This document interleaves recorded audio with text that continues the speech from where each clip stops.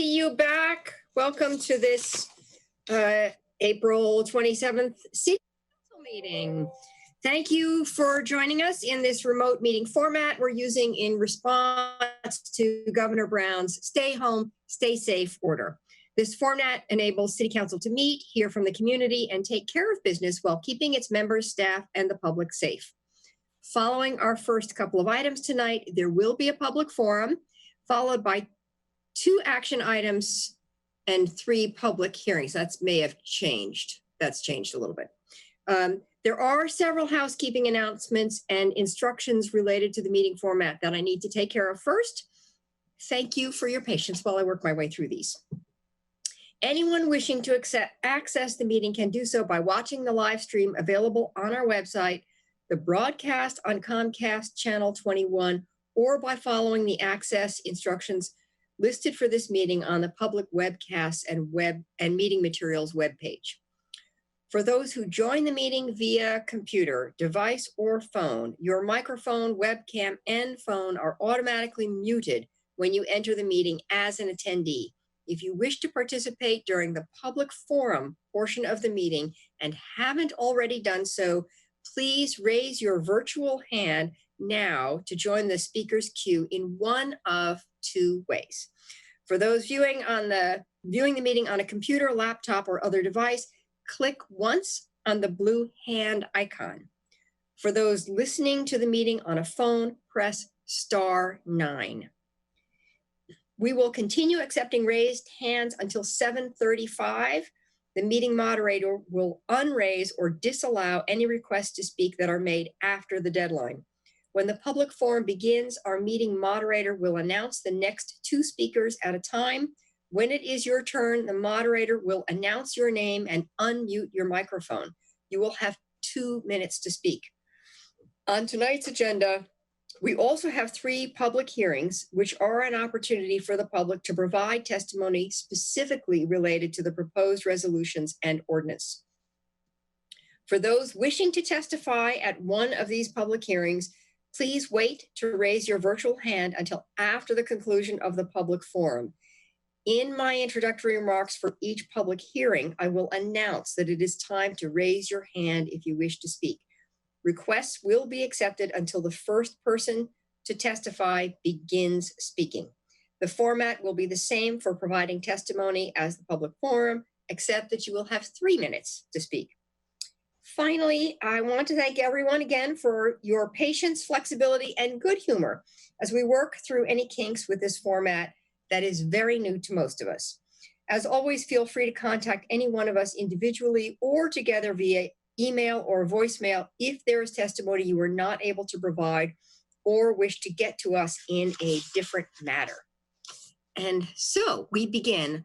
Our first item of business is actually committee reports and items. And I'm wondering if there are counselors who have something they would like to share at this time.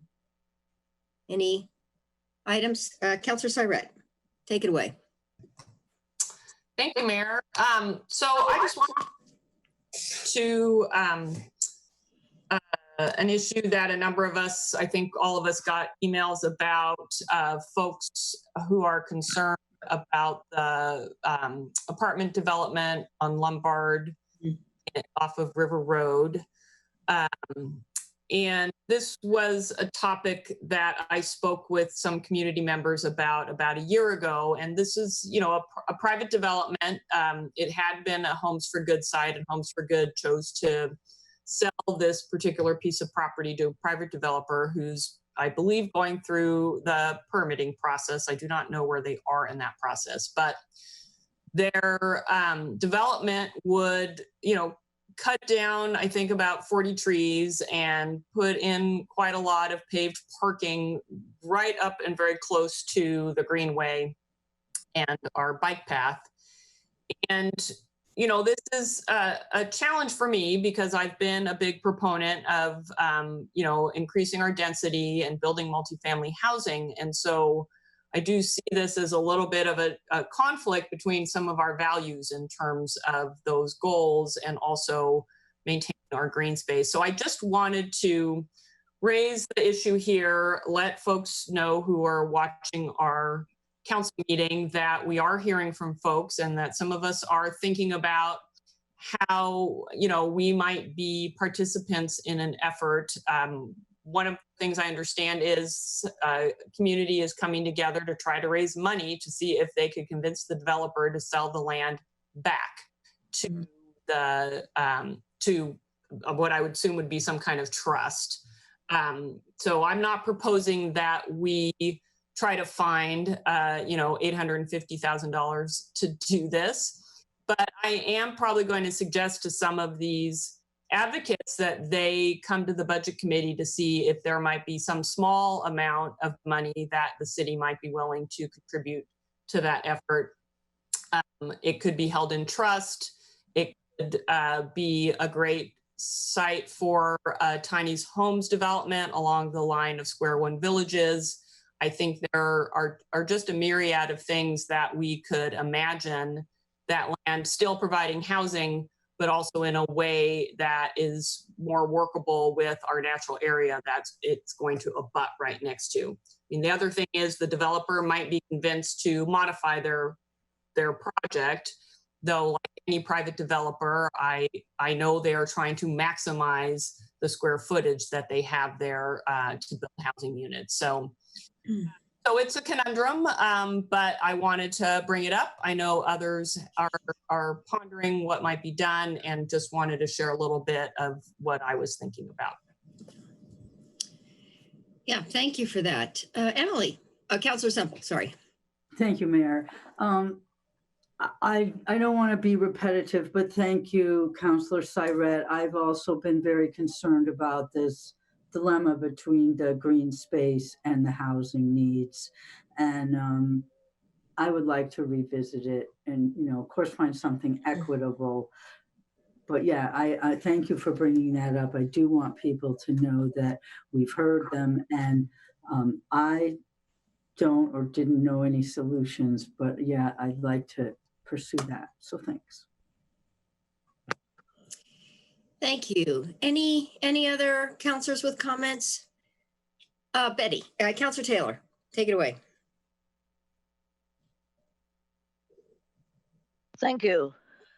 And thanks to Councilor Syret and Semple for bringing this up. I was going to bring it up too. I have here an email from Steve Goldman that I was going to mention, that one of the people who is very concerned about the destruction of this part of the Willamette Greenway. And I think that the city should do anything that we can to prevent the cutting of the trees and the destruction of the open space along the river. As Mr. Goldman pointed out, it is the only part of the Greenway that isn't in public ownership. I don't know, I haven't checked that out, but I think it's important to preserve trees and open space. Thank you. Thank you. Any other comments? I have one item that I'm just gonna bring up. It's I now sit on the travel lane board, and we had our board meeting last week, and that board is in alignment with everyone else's thinking about how we recover from this coronavirus stay home order. And they're titling their kind of emerging recovery plan, Wait, Ready, Set, Go. And actually projecting out, looking at their budget numbers until all the way out to June of June of 21. And thinking about their strategy in terms of promoting tourism here. And their initial strategy is, what can people drive to within 300 miles? So they're saying of our part of the world, we're not very densely populated. You can visit here by car. You can see a lot of things by car. And so there's an opportunity for people, once things open up, that this could become a destination for sort of less dense kind of tourism. And interestingly, the challenge is navigating this with some of the rural communities and making sure that they're on board with the opening up of tourism, that the pace is right, so that aligns with, the governor's plan, that we all kind of do this together and we look at those rural areas. So a very interesting conversation, but they're doing some really thoughtful planning about how we reopen to tourists and projecting out there how they think gradually things might build in the future, assuming no big events. So very interesting conversation. Okay, I believe if that's the end, well, we're ready for a consent calendar motion. I move to approve the items on the consent calendar 1. Second. All in favor? Please raise your hand, real or virtual. 1, 2, 3, 4, 5, 6, 7, 8. Thank you so much. That passes. All right, we are now ready to move into the public forum. The public forum is an opportunity for individuals to speak to the City Council on any city-related issues except for those items which have already been heard by a hearings official or are on tonight's agenda as a public hearing. Each person will have 2 minutes to speak. When it is your turn and your microphone has been unmuted, please state your name clearly, and for Eugene residents, your ward, if known, before beginning your comments. If you are watching the meeting, the timer should be visible. A yellow light will come on when you have 15 seconds to complete your comments. The red light and beep indicate the end of the 2 minutes. When your time has concluded, the moderator will mute your microphone and move on to the next speaker. For those who have connected to the meeting via phone and don't have the benefit of seeing the timer, please be aware that your microphone will be muted at the 2-minute mark, although I think we'll let you finish your sentence, so we won't be quite so harsh. And with that, I think we're ready for our moderator to announce the first 2 speakers. Hey, Mayor, it looks like Councilor Evans has his hand up. I don't know if you want to call him before we start the forum or. I'm assuming that was a leftover vote Yes, from. that is Yeah. a leftover. Yeah. Okay, thank you. Okay. Yeah, All thank right, so we have three people who have signed up to speak tonight. Okay. And the first person is Lynn Woodrich, followed by John Borofsky. I'm going to go ahead and unmute Lynn now. Okay, my name's Lynn Woodrich. I live in Ward 6 with my 91-year-old dad. I'm the ABC co-chair, and I own my own home in Ward 8. First, I want to give a big thank you to Mayor Vinis and Councilors Evans, Syret, and Pryor for attending and listening to our concerns at our general meeting on Saturday. It was very well attended and much appreciated. Next, I wanted to thank all of you for passing the motion on April 22nd that Ann presented the Bethel redevelopment plan, where you passed 7-1 to direct the city manager to develop a comprehensive planning implementation and funding strategy to achieve community and economic prosperity in Bethel. And the first strategy is already started by us, the continued neighborhood engagement and capacity building. And I've contacted John Belcher with River Road and Jerry Finnegan with Santa Clara, as well as Kate Pearl. And they're all going to be helping us. They're going to be, well, at least Jerry for sure now, is going to be attending our board meeting on May 20th via Zoom. And so we've got the ball rolling. And I just wanted to again, thank you all for your help. That's it. Thank you, Lynn. Thank you. Next up, we have John Borofsky, followed by Joshua Korn.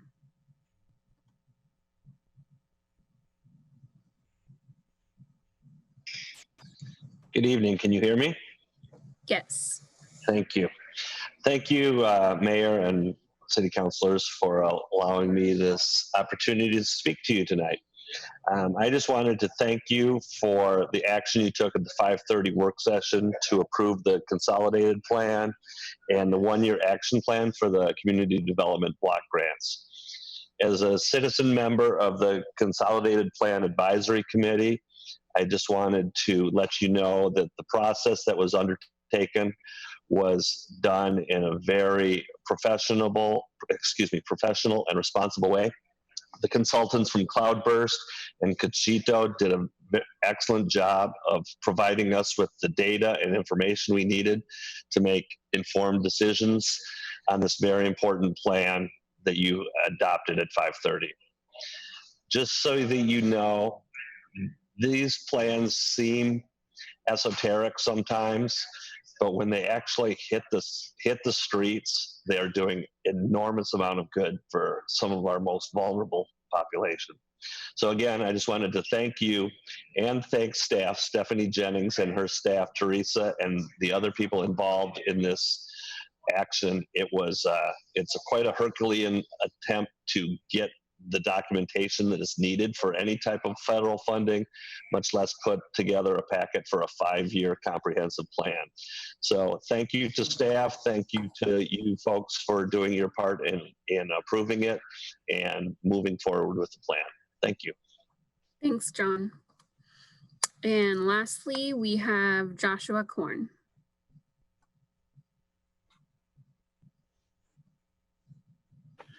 Thank you, and good evening.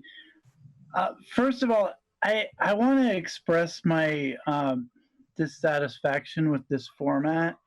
I really believe that we at least deserve video representation, and I've seen other councils do that with this Zoom format. So I want to encourage you to move towards that if this continues. But continuing on from what I was expressing last week, this is from Argument for a 5G COVID-19 Epidemic Causation Mechanism by Dr. Martin Pall. And in this, he cites some research from the Journal of Molecular Biology that shows that the replication of viral RNA is stimulated by oxidative stress. This is called variable agglomerization modes in coronavirus non-structural protein. And the point of this, the reason this is important, is that EMF exposure is known to cause oxidative stress and a lot of other problems. And this includes, as I've mentioned before in previous council meetings, VGCC, voltage-gated calcium channel activation.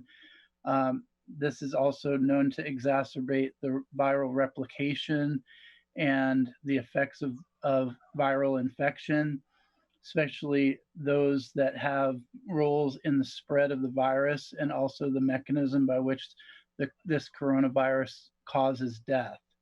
So this is a really important thing, and I can keep rattling on study after study. Another study from Virology from 2020 about porcine delta coronavirus modulates calcium influx to favor viral replication. Thank you, Joshua. Thank you, Joshua. So please stop 5G. Thank you. Thanks. Okay, that was, our speakers for the public forum. that's it. Thank you very much. So are there counselors who wish to make any comments about anything you heard this evening? Any follow-up? I don't have Betty on my screen, so I can't tell. Let's see. Okay, Mayor, Counselor Evans, yes, take it away. I want to thank Lynn Woodridge for coming out tonight or joining us via Zoom. The efforts of the Active Bethel citizens is laudable and well timed right now. And I think that you're going to see a lot more involvement from the Bethel community as we move forward in our process to develop an area plan at some point and to try to implement some of the recommendations that have come out of the Building a Better Bethel effort. So thanks again, Lynn, and keep coming. Thank you. Any other folks wishing to comment? Okay, that closes the public forum. And so we're ready to proceed to our first action item, an ordinance clarifying relationship between approved riverfront park permit and SDR downtown riverfront code, amending section 9.3155 of the Eugene Code 1971 and providing for an immediate effective date. So do we need an explanation of this, manager? Yeah, I think because it's quasi judicial and I tried to summarize it last time and messed it up, I'm just going to read what I have here. So this code amendment would revise a section of the land use code to resolve a recently discovered conflict between two parts of the eWeb Riverfront ordinance adopted last July. That ordinance included changes to the code text and also approved a Goal 5 standards review application to allow specific amenities in the downtown Riverfront Park. One of those amenities is the iconic artist designed pavilion to be located at the end of Fifth Avenue. However, code text adopted in the same ordinance could arguably prohibit the pavilion at that location. So the proposed ordinance would resolve the conflict to allow for construction of this important park feature by specifying in the code that council's approval of a Goal 5 standards review application constitutes an exception to prohibition on construction in a view corridor. Given the geography of the area, this exception could pertain only to land within the Riverfront Park. The Planning Commission voted unanimously to recommend council approval of the ordinance. You had a public hearing on this on April 13th. Nobody commented. I don't believe we've received any written comment. The council may adopt an amendment to the land use code only if it is 1, consistent with applicable statewide planning goals, and 2, consistent with applicable provision of the comprehensive plan and applicable adopted refinement plans. So many syllables. Thank you. Councilor Semple, you want to put that motion on the table? I move to adopt an ordinance clarifying relationship between approved Riverfront Park permit and SDR Downtown Riverfront Code, amending section 9.3155 of the Eugene Code 1971 and providing for an immediate effective date included as attachment D to the AIS. Second. Any further questions or discussion about this? All in favor, please raise your hand, virtually or real. 1, 2, 3, 4, 5, 6, 7, 8, and that passes. Thank you very much. Okay, we can move on to our next item. Action on an ordinance extending the term of ordinance number 19775 and ordinance number 2397, granting to Comcast of Oregon 2 Inc. a franchise for operation of a cable telecommunications system. Manager, do you need any explanation of this? Maybe just a little bit. So we have a non-exclusive cable franchise with Comcast. And in that contract, it outlines the conditions under which the company operates its cable business, which makes use of our public right-of-way for their commercial activities. The ways in which these agreements are created and enforced is by city code, federal law, and the FCC rules. The current agreement is due to sunset on June 30th of 2020. In September of 2019, the FCC issued a cable order that directly and adversely impacts critical components of the current franchise. State and local governments across the U.S., including the city of Eugene, filed an appeal of the order, which is pending in the Sixth Circuit Federal Court of Appeals. Staff and Comcast believe it's advisable to await the outcome of the FCC proceeding to determine the impact, then to move forward with our franchise renewal. An 18-month extension of the current franchise is recommended. Comcast is agreeable to the extension. Again, we had a public hearing on this last week and don't believe we had any comment. So tonight's agenda item is just consideration and action on the 18-month franchise extension. All right. Thank you. Councilor Semple, you want to put a motion on the table? I move to adopt an ordinance extending the term of ordinance number 19775 and ordinance number 20397, granting to Comcast of Oregon 2 Inc. a franchise for the operation of a cable telecommunications system. Second. Any questions or discussion? Okay, ready for a vote? All in favor? 1, 2, 3, 4, 5, 6, 7. Wait, did I miss somebody? 1, 2, 3, 4, 5, 6, 7, 8. Got it. Thank you. That passes. Okay. Now, item number 6, we have in the agenda public hearing and action, but I think the manager may speak to that on a resolution adopting a supplemental budget, making appropriations for the city of Eugene for the fiscal year beginning July 1, 2019 and ending July 30, 2020. Manager? Yes, thank you, Mayor. So during the day today, I've had a number of conversations about this public hearing and action, both of which are related to the riverfront, downtown riverfront development. So I'm gonna ask our staff to give a brief overview of what this is and why we're doing it now. But before they do that, and I'll turn it over to Matt, I wanted to say that I think it would be best if tonight we just did the public hearing and then followed up with a brief work session and action later. So what I'm looking at and talking to the mayor about is, could we do the public hearing, hear what the public has to say about this generally, and then on May 13th, which I believe is a Wednesday, we would give you a brief description of this and make sure you're comfortable moving forward with this project, and then take action on May 18th. And that would still give us time to sell the bonds, fund the project, and be under construction. But with that, I would just like to give a little bit of an overview before you get the hearing. And I'm going to turn it over to Matt.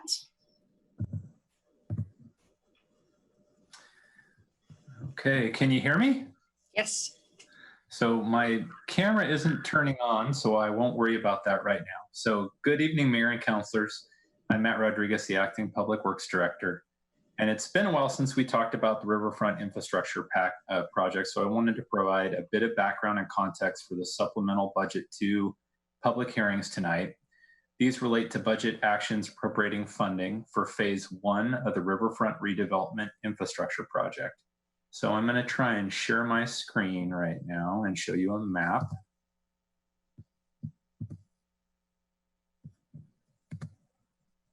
Let me know if you can see that. All right, great. So to orient you a little bit, if you can see my cursor, here's High Street, here's Mill. We're entering the new Riverfront project. The street along the railroad here is the new Annie Mims Street. Connection to, like I said, Mill here, and actually this would be Ferry someday. This is the eWeb headquarters. So I'm going to define Phase 1 as the streets in yellow here. You can see that, and Phase 2 is in purple, just to kind of help with this conversation. So you may recall we first spoke about the concept of breaking the infrastructure package into 2 phases in February. The reasoning behind this was to mitigate financial risk, as we did not expect Williams and Dame, with whom we have a development and disposition agreement for the riverfront, to commit funding to the city until after the infrastructure project was awarded. By splitting the infrastructure package into 2 phases, we could build a Phase 1 project providing access to and on-street parking for the Riverfront Park, which I'm excited to say starts construction next week and is planned to open next spring, and create development parcels on the north end of the development. The Phase 1 project would reduce the initial investment by the city by $2.7 million compared to the full package, and could be financed using the remaining Riverfront urban renewal capacity and $2 million of loans in total from the Special Assessment Management Fund and the Special Assessments Capital Project Fund. The sale of the developable parcels that could be created with this phase could then be used to replenish the urban renewal district to fund Phase 2 of the infrastructure project, potential steam plant investments, and replenish the urban renewal funds identified for the Riverfront Plaza project. Obviously, as you know, in February and March, we entered a public health and economic emergency with the outbreak of the coronavirus, and things started changing rapidly in all of our worlds.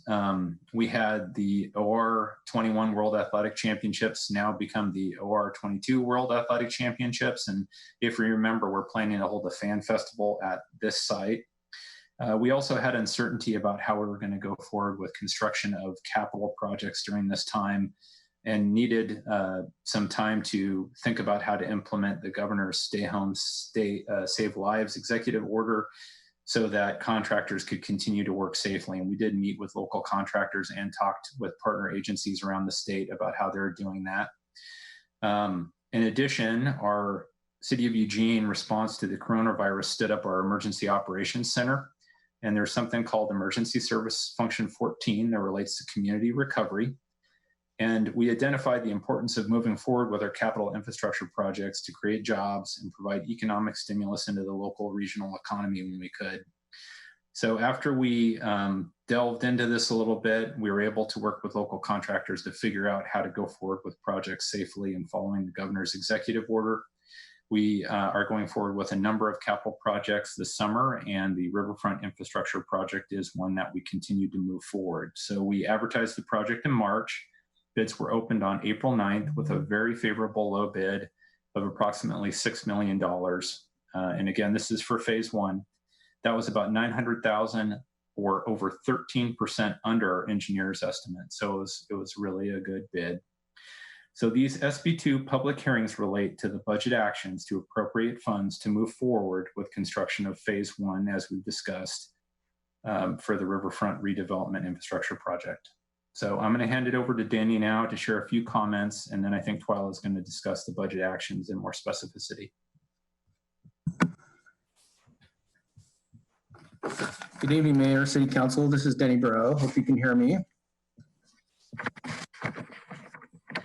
I just want to talk a little bit more about some of the uncertainty that Matt referenced. And we understand that asking council to make some decisions around going forward on the infrastructure, giving this kind of cloud of uncertainty that we're all working on, the timing is just makes us all a little bit anxious. There's always been uncertainty in this project. When we bought the property, there was some uncertainty of whether we're going to sign up a developer and getting through all the hurdles. There's been always been some uncertainty, but it's even greater now. And because of the uncertainty that's kind of carried this project or carry along with this project, we have talked to council in the past about this partial infrastructure option. And in every one of those cases, we were talking about what if Williams and Dame decides not to go forward, or what if we don't have a non-refundable deposit in time for us to start the infrastructure. And so where we are really right now is we're in one of those what if scenarios, because at this point we don't have non-refundable deposit. We haven't sold any of the property yet. We're ready to start the infrastructure. So we've given that a lot of consideration. And one of the things I think is really important is for council to recognize that if we choose to go forward with this SB item and this partial infrastructure, that we would be doing so with no guarantee that Williams and Dame is actually moving forward. But I think that's always been the case. There's never really been any clear guarantee that they would actually build something as we've gone down the road. So some of the considerations that we've given is the risk. We believe, as Matt mentioned, the partial infrastructure is less risky than building out the full infrastructure. And I'm sure that begs the question of why don't we just pause, for example, but there's some risk in pausing as well. We're building a park and we need access to the park. If we slow down, we don't know if that really helps Williams and Dame in the long run, probably pushes out their project a little bit. So there's probably some trade-offs in any regards. The Urban Renewal District has the capacity currently to repay the bond financing that I'll ask Twyla to just talk about for a second. And then the more patient interfund borrowing would occur when we sell property. And we've always needed to sell property. That's been the case all along. And so we'll still need to be able to sell property in order to repay the funds that we'll need for this first phase of infrastructure. So in addition to access to the park, the favorable bids, the stimulus possibilities, ultimately our vision really is to just build out the neighborhood with all of its features, the park, the streets, the residences, the building, the businesses. And we believe that the proposed partial infrastructure path really helps us get there sooner. So that's really what we're talking about today. And I'll ask Twyla to close it just with an explanation of the finances real quick. Sure. Good evening, Mayor and councilors. So Twyla Miller, Finance Director. So the budget actions before you tonight fund the infrastructure portion of the project through the following actions. The city's supplemental budget includes budget authority for issuance of $12 million of bonds plus $2 million in loans from city assessment funds. And as was mentioned just earlier, these obligations are needed to provide the upfront cash to allow construction to start. The obligations are anticipated to be repaid from Riverfront District revenues over the next several years. You will also be asked in May to approve issuance of bonds through a separate bond resolution, which we could also bring back on May 13th. For a project of this size, it's not out of the ordinary for us to issue bonds to pay for the upfront costs and then repay the obligations over time from available revenues. We will be working with our financial advisor and bond counsel to structure the financing in a way that's advantageous to the city and helps to mitigate any potential risks. The loan from the assessment funds is needed to complete funding for the project and will be repaid from future property sales. The Urban Renewal Agency supplemental budget includes funding for the infrastructure project. Phase 1 of the project is estimated to cost $13.5 million.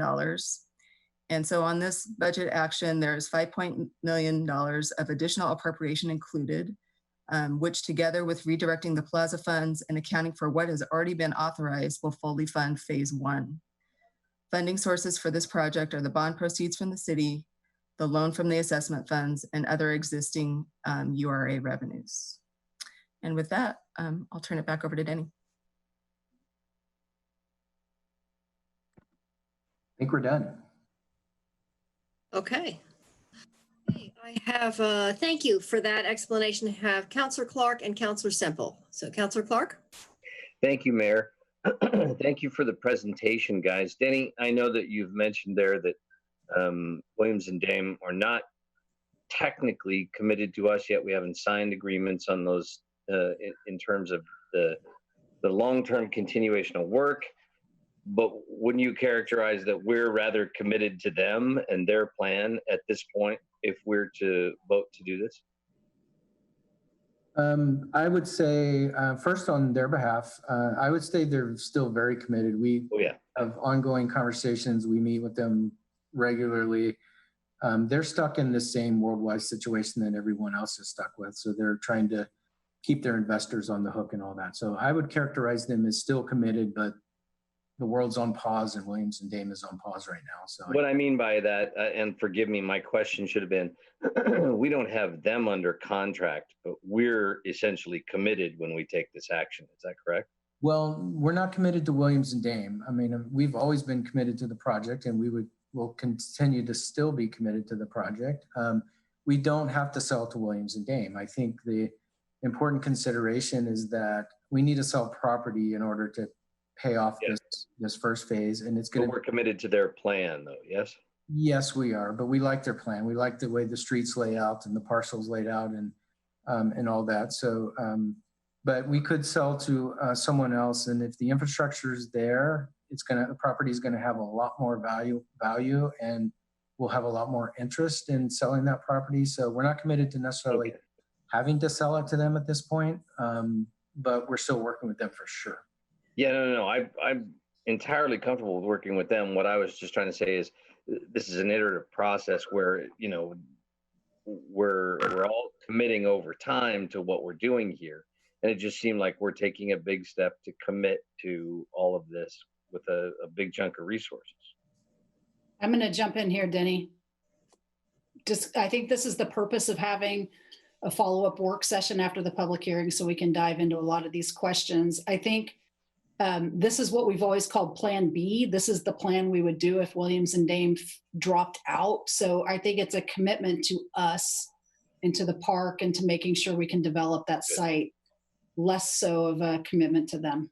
Okay. But I think we'll be prepared. If you have those questions and other questions that we can bring to a work session after the public hearing, that would be great to forward on. I appreciate that, Sarah. I think it's a good thing for us to be vested and committed to them and the project. I'm just trying to understand the level of investment and who's doing what here at what point. So thank you. Okay, Councillor Semple. Hi, thank you, Mayor. Thank you for the presentation. We've talked about this before. I think it makes sense, especially to get to the park that we're working on and the plaza. So I think it's good to talk about it again, but I essentially like it. And I think that eventually, even if Williams and Dame doesn't work out, we are going to do something over there. We pretty much have to, unless we go back to my beloved plan of just making it all green space. But so I think this is good. But the plaza that we're taking the money that we were going to build the plaza with to build the roads, and then where are we going to get the money back to build the plaza? That's a great. Again, I can jump in here. I think another good one for the work session, but the short piece is we don't feel like it's smart to build the plaza until we have a little bit of development around it and more eyes on it. So the thought was, one, we've been looking for money from the state for that, although that's going to change. And the second piece is we could replenish that fund when we sell the first parcel. So that's kind of what we're looking at, is it's more of a revolving loan fund to ourselves. Okay, that makes sense. I just, I have a little bit of attachment to that plaza.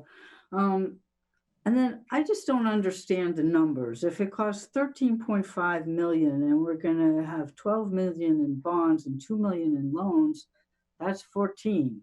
So where does the 5.9 come in? The numbers, I just don't see how they add up.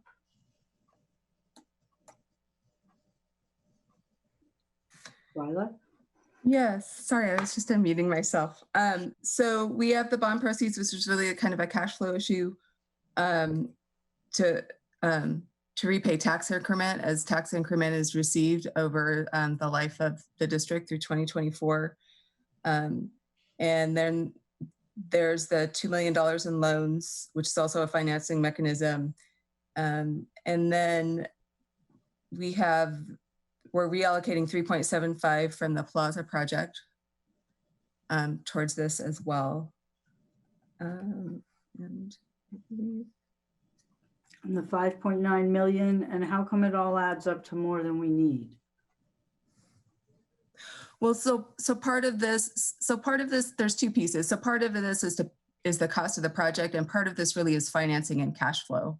So when you think about the bonds, we're having the bonds over a series of time, and we will repay along with the loan from the assessment. So it's really more of a cash flow issue on the financing pieces versus the cost of the project.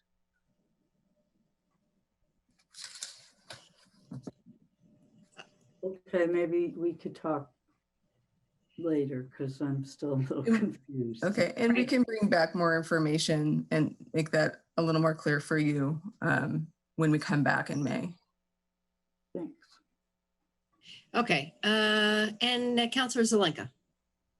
Yeah, thanks. I started out very skeptical about this project. Super heavy lift, innovative but super heavy lift. Got somewhat enthusiastic with Williams and Dame stepping into the picture and their background and their vision and their plan.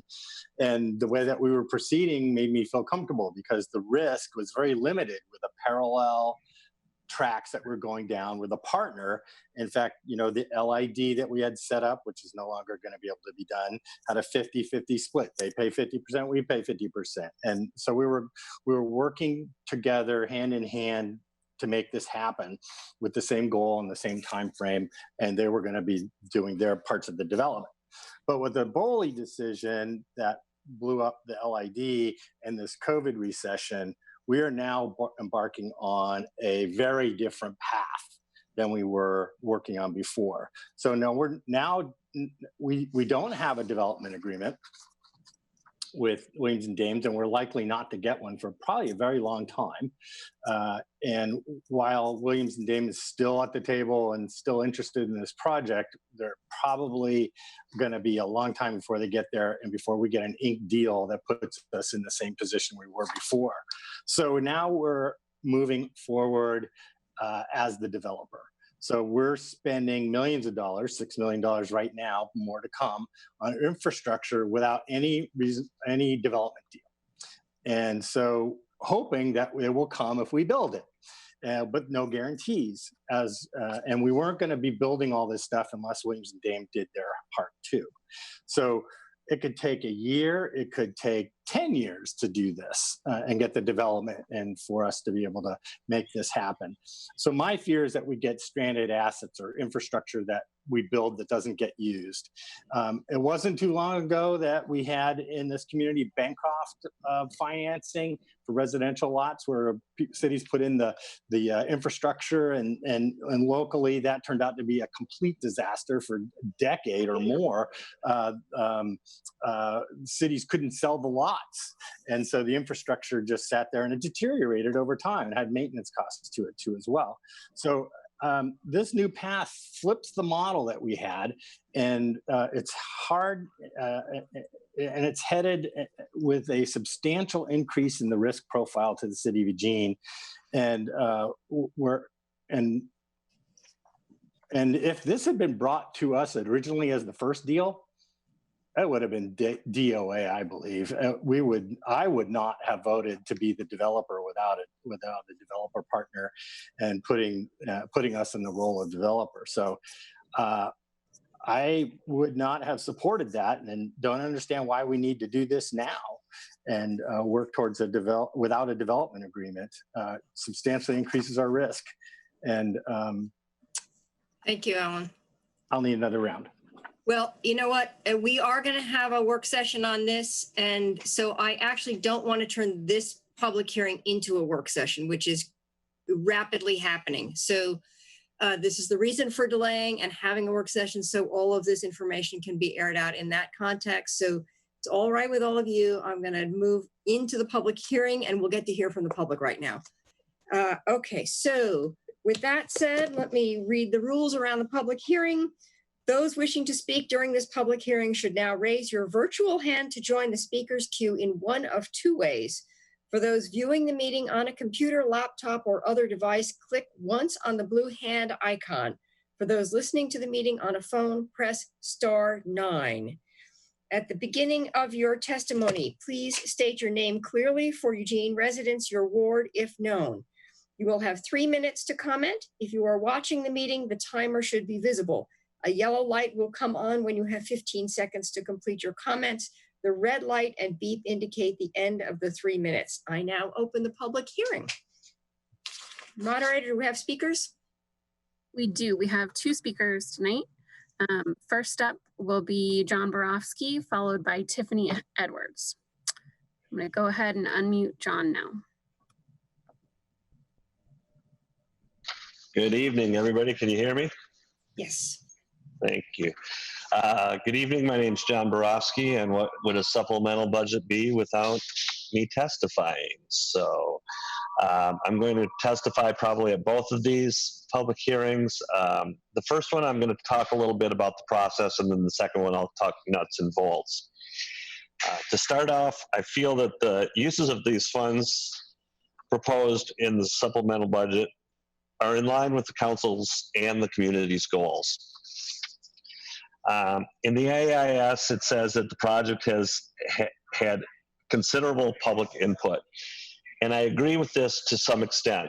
The project has had quite a bit of public input as far as the park goes, as far as planning goes with the zoning and the master planning of it. But to me, the financing part of this hasn't really had a robust public process. This is the first time really that we're seeing dollars in front of the public on this project. We've had limited public engagement. Supplemental budgets are normally outside of the budget process. Usually they take place in December, sometimes right in June 30th. However, the budget committee is set to meet in a matter of weeks, actually the day that you guys are going to be going over this. Now, I don't know if it's appropriate for you to bring this to the budget committee to get further public input, but I think it would at least be good to apprise them on this, because they also comment on the urban renewal district's budget as well as the city of Eugene's budget. So having them so close and in unison, I would hope that you would at least advise them as to what's going on here to get their expertise. You know, they're more aware of our budget process than the average person who stands up and gives 3 minutes to you at a public hearing. But like I said, I believe in the project. I believe that staff is moving forward in a responsible manner. And I just wanted to put it out there that the process could work better, I think. I was made aware of this when the AIS went out Friday at 5:30. Well, 5:30 on a Friday night to be able to put together testimony in a cohesive manner for you folks on a Monday night work session is tight. So again, let's possibly work on the process going forward. And in the next public hearing, I'll talk a little bit more about the dollars and cents. Thank you.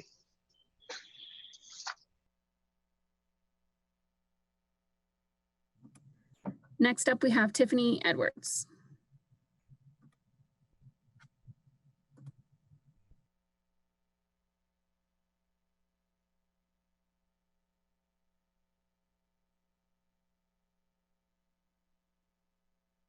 Mute. Can you all hear me now? Okay, I see heads nodding. Okay, Mayor Venice, City Manager, and members of council, it's Tiffany Edwards here of Ward 5 speaking to you tonight on behalf of the Eugene Area Chamber of Commerce. I'm here to express support for the second supplemental budget for fiscal year 2019-2020. This budget appropriates necessary funding to continue to move forward with the infrastructure improvements related to the downtown riverfront redevelopment. And we also support the companion supplemental budget for the Urban Renewal Agency and the appropriations for this project. The Eugene Chamber has been and remains in strong support of the plans as set forth by this council and by this community to redevelop the former e-website. We urge council to continue to work towards productive forward and progressive movement of this transformational project that will bring new units of housing, economic development opportunities, as well as a number of components that will significantly enhance this entire area of our city. It will create a place for residents and visitors of all ages and walks of life to come together for shared experiences and will be a much welcomed aspect of our community at a point in time when it is completed. I'd like to emphasize to council the importance to continue to employ bold leadership by making sound, pragmatic decisions on this project that will allow this vision to come to fruition for all members of our community to experience and from which to benefit. Now more than ever, our community needs this project to move forward as planned, bringing jobs, economic activity, that will greatly assist us in our economic recovery efforts. So thank you for your time and consideration.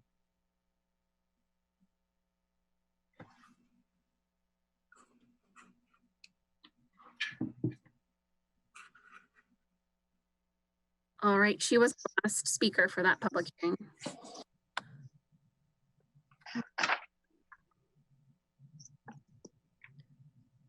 Mayor Venice, you're muted.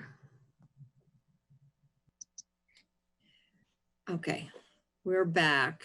So that closes the public comment. Since we had much comment before the meeting, I'm sort of disinclined to open it to a extensive public comment at this point, but if there's a burning desire to make a comment, Councilor, see your hand up. Okay. Yeah, I just had a couple of more comments to make. I don't understand why we're doing this now with a big shift in the way we're doing this plan and a substantial increase in the risk. Why don't we wait until we have a development agreement like we were going down the path before?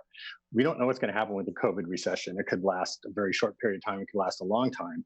And while I think it's totally appropriate for government to move ahead with infrastructure projects and capital projects that stimulate the economy and create jobs, I think this one's different in that the other capital projects don't have partners that we are depending on to fulfill a whole part of it.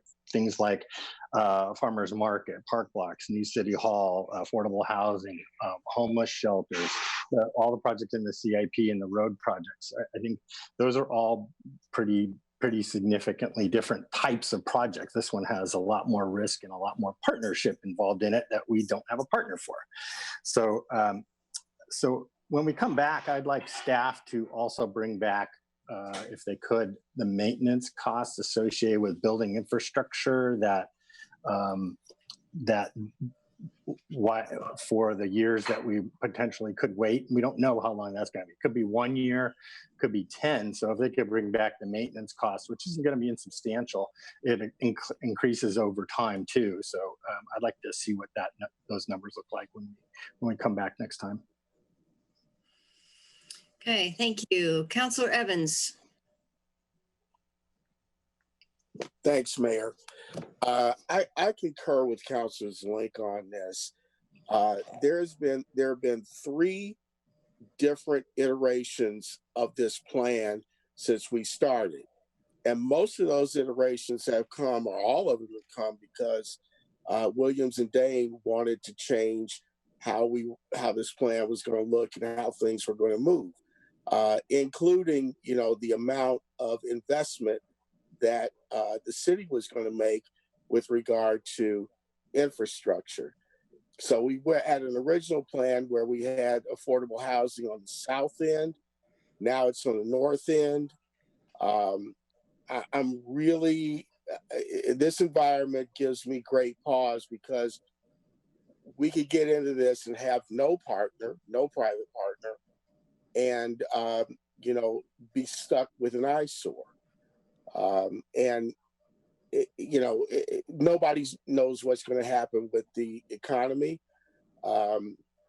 There's several, industries that have now, basically are in dire straits, including the development industry. So I just want to, caution that we're not exactly in the best position right now.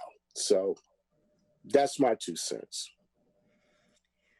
Okay, thank you all. I think with that, we're probably ready to go on to the next item, which is almost identical to this item. And so I'll close that public hearing and adjourn the meeting of the Eugene City Council and convene a meeting of the Eugene Urban Renewal Agency. And I'll just review the rules. It's the same topic. So those wishing to speak during this public hearing should now raise your virtual hand to join the speakers queue in one of 2 ways. For those viewing the meeting on a computer, laptop, or other device, click once on the blue hand icon. For those listening to the meeting on a phone, press *9. At the beginning of your testimony, please state your name clearly, and for Eugene residents, your ward if known. You will have 3 minutes to comment. If you are watching the meeting, the timer should be visible. A yellow light will come on when you have 15 seconds to complete your comments. The red light and beep indicate the end of 3 minutes. I now open the public hearing. So we have one person who has raised their hand to speak. Okay.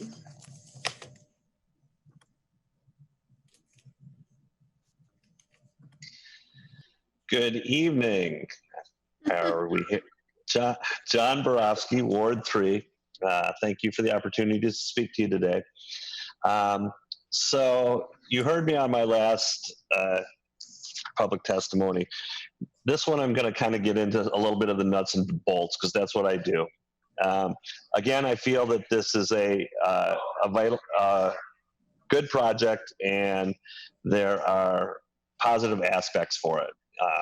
Denny talked about that we're going to have a beautiful park. If we don't have a road to get to the beautiful park, nobody's going to use it.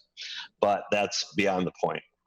A couple of the nuts and bolts that I'd like to bring up to you is that there is a $2 million loan from several funds that the city of Eugene has. Fund number 110, the Special Assessment Management Fund. It's going to be going from a beginning balance of $1,400,000 down to $456,000. And then the second fund is the Special Assessment Capital Project Fund, fund number 350. It's got a starting balance of $1.4 million. It's going to go down to $43,000 as a working capital, or as a working fund. So I think that those are appropriate uses for those types of funds, but it's also, I think it's appropriate to ask questions. Is $43,000 in that fund a sustainable amount for that? Another thing that is in the AIS is the fact that these loans will be made from the city to the Urban Renewal District at no interest. Is that an appropriate thing? Should the urban renewal district pay interest on these funds that probably are earning interest right now because they are reserves? Question to be asked, possibly in your work session. Lastly, now I just lost my train of thought, but I've got a minute to get it back. Again, sorry about that. I just think that questions can be asked and should be asked, especially when appropriating these amounts of dollars. You know, $13 million is a lot of money. Oh, I know what the last thing was. By doing this and spending these types of money, you're basically using up the indebtedness for the Riverfront Urban Renewal District on one little end of it. The Riverfront Urban Renewal District goes all the way to Franklin Boulevard and the University of Oregon and has a lot of property in it that will not be able to have any of those funds being used for it. So that's something also to consider going down the road. So thank you for the ability to talk to you guys and bring these things up and listen to a curmudgeon. Thanks, John. Disable talking. Okay, and that was it, correct? That's our our singular speaker. So are there, I don't want to open this up to another long discussion that belongs in a work session, but I would, if someone had a simple comment to make, open the floor. All right, I now close that public hearing and adjourn the meeting of the Urban Renewal Agency and reconvene the meeting of the Eugene City Council for our third public hearing of the night and possible action and ordinance adopting hazardous substance user fees and providing for an immediate effective date. And Manager, do you want to introduce that topic? Sure. In accordance with our charter, the Toxic Right to Know Board has made its annual recommendation to the hazardous substance user fees schedule. This fee is paid by businesses and funds to the Toxic Right to Know program, which keeps residents informed about the use and disposition of hazardous substances. To minimize the impact of our business on our business community, program costs are continuously evaluated to ensure the lowest possible fees. So what you have tonight is a new fee schedule that actually reduces the fee $6.10. It's over last year, so it's a 9.8% decrease. Increases the budget a slight amount and keeps the staffing level as the same as last year. So I think that's that. All right, thank you. So I'll read the rules again. Those wishing to speak during this public hearing should now raise your virtual hand to join the speaker's queue in one of two ways. For those viewing the meeting on a computer, laptop, or other device, click once on the blue hand icon. For those listening to the meeting on a phone, press *9. At the beginning of your testimony, please state your name clearly, and for Eugene residents, your ward if known. You will have 3 minutes to comment. If you are watching the meeting, the timer should be visible. A yellow light will come on when you have 15 seconds to complete your comments. The red light and beep indicate the end of the 3 minutes. I now open the public hearing. Do we have any speakers? We do not have any speakers signed up. All right. Are there any questions or comments from the City Council? All right, are we, does any councilor object to taking action tonight? Okay, so in that case, Councilor Semple, would you like to put a motion on the table? I would, thank you. I move to adopt an ordinance adopting hazardous substance user fees and providing for an immediate effective date. Second. Okay. All in favor, raise your hand. 1, 2, 3, 4, 5, 6, 7, 8, and that passes 8-0. Thank you very much. And that is our final piece of business. I just want to say one thing, which I should have said in the very beginning, which is that our very wonderful moderator, Elena Domingo, is moving on to a different role within the city of Eugene. And so I think it's a moment for us all. You have a reaction thing, or you can clap. We should all give her a little round of applause for getting us in such good shape. So thank you. Thank you, Elena. Thank you, Mayor, and everybody else. And with that, we are adjourned. Thank you. Have a good night.